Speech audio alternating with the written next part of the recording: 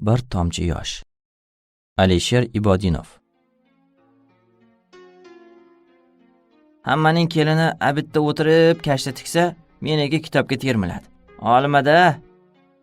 Qudasi Qurbon kampirning ma'rakada katta-kichik eshittirib va atayin unga tekizib shang'illashi Sobira xolaga og'ir botdi. Atrofida o'tirgan bir ikki kampir labini qimtidi. Qo'shnisi Payzotin uning tizzasiga qo'lini bosib, "Indamang", dedi. Sobira xola og'iz ochmadi. Ma'rakadan so'ng boshda tuguni bilan qudasinikiga o'tdi. "Quda", dedi. "Mana, siz kelin-kevat ko'rgan kayvoni xotinsiz. Mangina shu yosh, lodon qizimni sizga topshirganmanki, bilmaganini o'rgatar, o'zi bovlab olar deb. Lekin haligi ma'rakadagi gapingiz teshib ketdi-da, mana quda." Shunday dedi-yu, ovozi titrab, ko'ziga yosh keldi.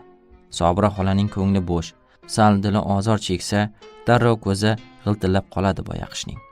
Qurbon kampir kesatig'i qudasiga alam qilganini sezdi-da, ichidan yayrab ketdi. "O'la, alam qipti-ku, achitibdi-ku gapim", deb xayolidan o'tkazdi va yumshoq ohangda, "Ha endi og'izning darvozasi yo'q. Bir chiqib ketgandir-da, bunga xafa bo'lmang", dedi. "To'g'ri, Ma'sumaxon yaxshi, mehnatkash, qobil juvon. Kelinim bor desa arzigulik. Odobi ham joyida, ammo shu bo'sh qoldimi, o'quradi. Yuraklarim siqilib ketadi unga qarab. Hoy deyman, kelin, siz o'zingiz bir kolxozchi bo'lsangiz, o'qib nima, shahar olib berarmidingiz eringizga? Undan ko'ra kashta tiking, ko'rpa yostiq qoplang. Bekordan xudo bezor deb mundoq nasihat qilsam, bezrayib turaveradi. Miq etmay uyiga kirib yana kitobga termiladi. Ana undan keyin meniki ham alanga oladi-da quda." Sobira xola bildiki, qudasi ham chagana alamzada bo'lmabdi. U yotig'i bilan gapira ketdi. "Ma'suma yoshligidan shunday, ko'p o'qiydi. Bu dard unga yurgakda tekkan. Qizlik payti necha martalab oldidan otib yuborganman u kitobni. Eri bilan yaxshi, Xudoga shukr."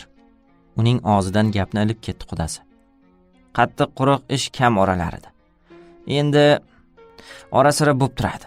Bir kuni Rajabboy daladan kech qaytib dam olayotsa, Ma'suma unga g'azal o'qibdi. Charchagan emasmi, noilojdan eshitib o'tirgan bolamni uyqu bosibdi. Shunga qancha arazlashdi-yu." "Arazlashga arazlaydi, lekin menga o'xshab darrov ko'zining suvini sel qilavermaydi qizim. Sizga yolg'on, menga chin quda. Shu qizni o'stirib hali bir tomchi ko'z yoshini ko'rganim yo'q. Esini tanibdiki, birov bilan urushsa arazlaydi, tumtayadi, ammo yig'lamaydi. Mening yig'imni ham siz yig'lab qo'ygansiz", deydi. "Ha, ish qilib omon bo'lsin." Qurbon kampir shashtidan tushdi. Ko'p o'tmay qudalar apoq-chapoq tarqalishdi. Ma'suma kech qorong'usida daladan qaytdi. Dalachilar tushgan mashina qishloq o'rtasida to'xtashi bilan shovqin-suron ko'tarildi. "Ma'ruf, tugunni uzat. Hoy, tushsangizchi tezroq." Ko'chadagi tiq etgan tovushga quloqlari ding bo'ladigan bolalar kechki ovqatlarini tashlab, onalari, opalarini qarshilagani yugurib chiqishdi. Jimjit ko'cha olomonga to'ldi. Ma'suma uyiga burilayotib, Ma'rifatxon bilan xayrlashmoqqa qaradi-yu, mashinadan tap-tap pastga irg'itilayotgan o't bog'larini ko'rib, birdan bo'shashdi. Bugun ham o't yulmabdi. Tushlikdan so'ng dam olishayotganda Ma'rifatxon ketuvdi-ya o'tga. U kitobga qiziqib unutibdi. Ana endi jazosiga eshitadi qaynonasining sayrashini. Non tugunidagi kitob biqiniga botgandek bo'ldi. U tugunni orqasiga yashirdi. Yuk mashinasi bir jig'illab qo'zg'aldi-da, chiroqlarining yorug'i yo'l yoqasidagi teraklarni, paxsa devorni, ikki tavaqali sariq darvozani va shu darvozaga yo'nalgan Ma'sumaning xipcha qomatini, barmoqday urilgan sochini, yelkasidagi ketmonini, chang bosgan kirza etigini bir zum oltin nurga burkadi. So'ng ikki dumaloq nur qo'shni uy devorini, simyog'ochni keskin suzib o'tdi-da, uzoqlarga cho'zilib, tasmaday asfalt yo'lga to'shaldi. Mashina jo'nadi. Ma'suma darvoza tavaqasini ichkariga tardi. Berk. "Voy, yo'q bo'lsaydi." Shirintin olib xayolidan o'tkazdi u, omadiga ishonmay. Darvoza tavaqalari orasidan qo'lini suqib zanjirni tushirdi. o'rtasi dahliz, 2 uy, ayvonli imorat qorong'uda xo'mrayib turardi. Ayvon oldi ishkom, ishkomdan nari tomorqa. Hovli paxsa devor bilan o'ralgan. Uy qarshisida molxona. Kimdir kelganini sezib, sigir shikoyatomuz mo'ladi. Bugun Savro xolanikida maraka-ku. Kechki o'tirishga jo'nagandir, qaytmaydi endi. Ma'sumaning oyog'i ildamlashib, charchog'i tarqab ketdi. Chiroqni yoqib, tugunini so'riga qo'ydi. So'ng yana kelib qolsa harxasha qilmasin degan mulohazaga bordi-da, tugun ichidagi kitobni to'shak tagiga yashirdi. Tushlikdan ortgan nonni qayoqdandir yetib kelib, ko'zlarini mo'ltiratib turgan paxmoq kuchukka tashladi. Etigini ayvonga yechib, kelinlik xonasiga kirdi. Kengina, tokchavand xona did bilan bezatilgan edi. To'rdagi mihrobga qo'yilgan naqshdor sandiq ustiga duxoba, atlas ko'rpachalar taxlangan. Qoziqlarga har xil gullar tikilgan sochiqlar iliqliq. Xona chetida ichi chinni idish-tovoqlarga liq to'la bufet. Polga gilam to'shalgan. Tokchalardan biriga kvarts televizori o'rnatilgan. Ma'suma ust-boshini o'zgartirdi-da, ko'chaga chiqib, artizan qudug'idan suv keltirdi. Dahlizdagi obrezda yaxshilab yuvindi. O'sma qo'ydi. Shifoner oynasiga qarab pardoz boshladi. Sochlarini yozib, pirchoska qilib ko'rdi. Orqasi bilan bitta ipakdek sochi uni kinolardagi fransuz go'zallariga o'xshatib yubordi. U sochini goh o'ng tomonga, goh chap tomonga ag'darib, bundan zavqlanardi. Sochlarini laylak uyaday tepaga turmakladi. Bu ham chiroyli chiqdi. Shifonerdagi yangi atlas ko'ylagini olib kiydi. O'zini oynaga soldi. Ko'ylak xiyol uzun edi. Etagini bukib boqdi. Baribir ko'ngliga o'tirmadi. U yoq bu yoqqa alangladi-da, lozimini yechdi. Ko'ylagini tizzasidan 4 enli yuqoriga ko'tardi. Oynadan unga bag'oyat kelishgan, beli ingichka, oyoqlari bejirim, sarvqat, sochlari yelkasini qoplab, bir qarashda yuraklarni jizillatadigan jonon boqib turardi. Birdaniga raqsga tushgisi keldi. Oynaga muqom qildi-da, qo'llarini o'ynatdi. Qoshini qoqib, ko'z qisdi. Shu payt eshik g'ichirladi. U gulgul ochilib, o'sha tomonga o'girildi. Eri emas ekan. Qora, o'g'ri mushuk bir zum to'xtab, unga ko'z yugurtirdi-da, o'ljasini tishlab, ura qochdi. "Ha, xudo olgur", deb nomiga po'pisa qildi Ma'suma, allaqachon ko'zdan g'oyib bo'lgan mushukka.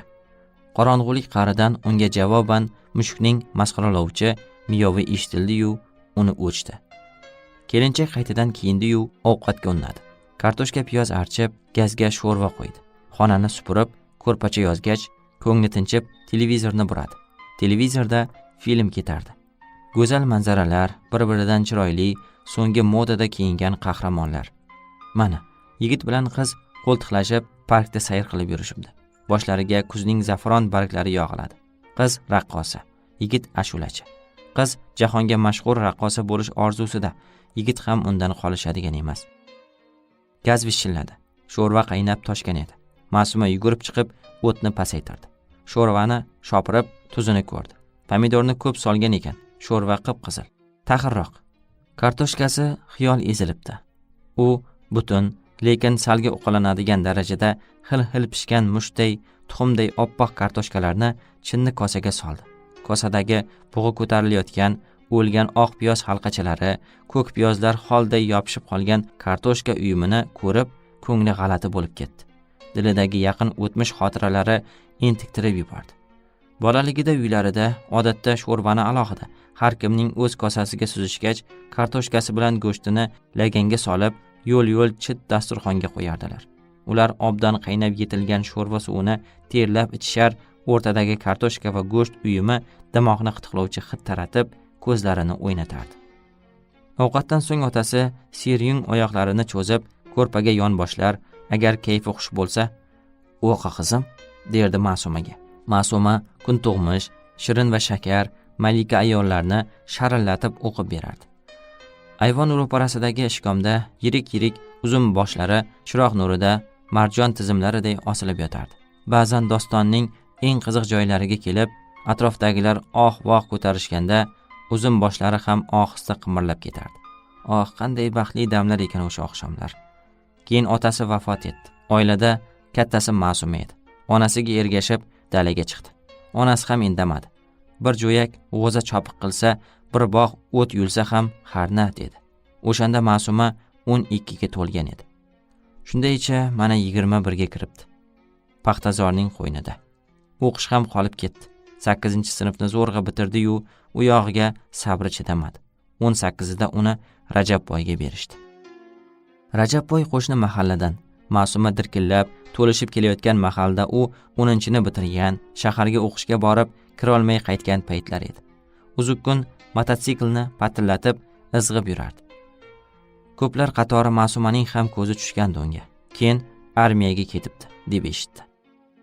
Ko'p o'tmay Ma'sumalarning eshigini ham gapdon, sermulozamat, chaqqon kampirlar, sovchilar cherta boshlashdi.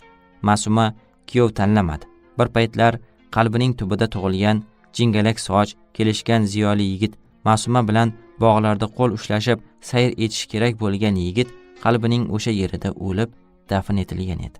Bir kuni oyisi uni uy burchagiga tortdi-da, kechagina armiyadan to'lishib, aqlli, xushli bo'lib qaytgan qo'shni mahallali Rajabboyni maqtay boshladi. Hamma qizlar nima qilsa, Ma'suma ham shunday yo'l tutdi. Axiri ko'ndi. Keyingi kunlarning rasmini qilib, kuyov qalliqni rayon markazida uchrashtirishdi. Ma'suma uyalib, Rajabboyga tik qaray olmadi. Ma'sumaning dugonasi bilan Rajabboyning o'rtog'i o'zaro qandaydir imolar bilan kelishib, ularni yarim soatcha xoli qo'yishdi. Rajabboy u yoq bu yoqdan gapirdi. Keyin Ma'suma bilan dugonasiga olib kelgan sovg'alarini berdi. Ma'suma Rajabboyga qo'sh atlas dastro'mol uzatdi. Shu bilan uchrashuv tugadi. Bir oydan so'ng uni to'y qilib tushirib olishdi. To'ydan keyingina Ma'suma Rajabboyning yuziga tik boqib termiladigan bo'ldi. Rajabboy qoracha, qirra burun, yirik ko'zli, gavdali yigit. Ma'suma 16 yoshida xayolida chizgan yigitdan unda bir narsa, jingalak soch bor edi. U Ma'sumani yaxshi ko'rar, istaklarini bajo keltirardi. Kitoblarni ham u olib kelardi. Ma'suma ba'zan yozgan she'rlarini Rajabboyga ko'rsatar, u miyig'ida kulib qo'ya qolardi. Lekin bu masxaralash emas edi. Buni Ma'suma tushunar va eriga muhabbati jo'sh urib ketardi.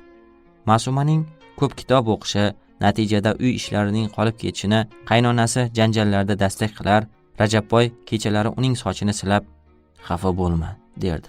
Kampir odam kitobning nimaligini qayoqdan tushunsin. Lekin onasi turtkilab qo'ymayapti shekilli, u ham keyingi paytlarda o'zgardi. Mashina olish dardiga tushdi. Ikki gapning birida falonchining xotini buncha pul ishlabdi, xotin mashinalik bo'libdi va hatto anavimi? Ha, unga mashinani xotini ishlab topgan. O'zi kayf safodan bo'shamaydi. Qabilida uchiriqlar qiladigan bo'ldi. O'zini ayamay kolxozda bir ish qilsa, tomorqada ikki ishni bajaradi. Oilani ovqatdan, kiyim-kechakdan siqib, mashinaga pul jamg'aradi. Ilgarigiday Ma'sumaga kitob keltirish ham kamaygan. Ma'suma uzun bir so'lish olib, kastrol qopqog'ini yopdi-da, xonasiga kirdi. Kino tugabdi. Ma'suma televizorni o'chirdi-da, ko'rpachaga yon boshladi. Jimjitlik yuragini siqdi. Yuzini yostiqqa bosdi. Qulog'ida nimadir sokin shovullar edi. Bu jimjitlikning tovushi. Chalqanchasiga o'girildi. Havo dim. Saratonning qaynoq nafasidan tunlari ham hech yerda orom yo'q. Bir ezildi. Bu ham qayerlardadir? Xayolidan o'tkazdi u erini. Hozir kelsa, quchoqlab o'pib olaman, deb pichirladi u qandaydir otashin g'azab, nozli alamzadalik bilan. To'satdan u halitdan beri faqat erinigina kutib o'tirganini sezdi. Kelsinchi, xayolidan o'tkazdi, a'zoyi badani yonib. U erini erkalashni, butun olam boshqa yoqqa ketib, o'zlari tanho qolganlarida ko'ngillariga siqqanicha sho'xlik qilishni yoqtiradi. Ba'zan shunaqangi yoniq ehtiros bilan erini erkalardiki, eri uning quchog'ida o'zini yo'qotib qo'yardi. U ko'rpa ustiga joy bo'lolmay to'lg'ondi. Ichi qizidi. Nimadir yuragini tirnagandek holi joniga qo'ymasdi. Ko'nglini bo'shatgisi kelardi. U o'rnidan turdi-da, she'r daftarini ochdi. Oynadan qorong'i ko'chadan viz etib o'tgan mashinaning yorug'i tushdi. Ma'suma pastki labini tishlab, ko'zlarini sho'x o'ynatdi-da, bir varaq qog'ozga yozdi. Qirlarda lolalar ochildi. Yigit qizga gilam poyandoz, sizni kuta bag'rim ezildi, sizchi kimga aytayapsiz rost? Eri kelgan paytda she'rni yostiq ustiga qo'yadi-da, o'zini uyquga soladi. U she'r yozilgan qog'ozni yostiq ustiga ko'zga ko'rinarli qilib qo'ydi-da, o'zi yuzini boshqa yostiqqa bosib, yuragi dukkillab urgan holda kuta boshladi. Mana, hozir u kirib keladi. She'rni o'qiydi. So'ng odatdagicha Ma'sumaning sochidan tortadi. Ma'suma qaramaydi. Gursillagan qadam tovushlari bir zum tindi-da, so'ng yana xonaga yaqinlasha boshladi. Ma'suma qiqirlab kulib yubormaslik uchun yuzini yostiqqa mahkam bosdi. To'satdan zarb bilan tepilgan eshikning taraqlab ochilishidan Ma'suma sapchib o'rnidan turib ketdi. Uy burchagidagi bufet ichida chinni idishlar bir-biriga urilib jarangladi. Eshik yonida turgan choynak ag'darildi. Rajabboy ko'zlari olaygan, g'azabdan titragan holda ostonada turardi. "Padaringga la'nat sendaqa xotinning. Sigir ochidan o'lay deb qopti. Na o't yo'libsan, na uydan biron nima topib solibsan. Do'mpay bachingga qara." U xuddi ovoz qaytargichi olingan mototsikldek vag'illab ketdi. Qani endi to'xtatib bo'lsa. Ma'suma to'xtatishga harakat ham qilmadi. U karaxt edi. Eshitmas, sezmas, faqat labi-labiga tegmay ochilib yopilayotgan og'izni ko'rardi xolos. Birdan ko'zi yostiq ustidagi qog'ozga tushdi-yu, ko'ngli yumshab ketdi. Asta egilib, uni oldi-da, ohista, parcha-parcha qilib yirtdi. So'ng she'r daftarini derazadan ko'chaga, bo'tana suvlar limillab oqayotgan ariqqa otdi. Daftar qanoti yozilgan kaptardek shiq etib uchib ariqqa quladi. Mayda to'lqinlar bag'rida bir-ikki oqarib ko'rindi-da, oqib ketdi. Ma'sumaning ko'zlari tubida ham allaqachonlardan beri payt poylab yotgan bir tomchi yosh sizib chiqib kipriklariga ilashdi. So'ng oftobda qoraygan yuzida iz qoldirib, atlas ko'ylagiga yumaladi. Unga ham singmay pastga oqib tushdi.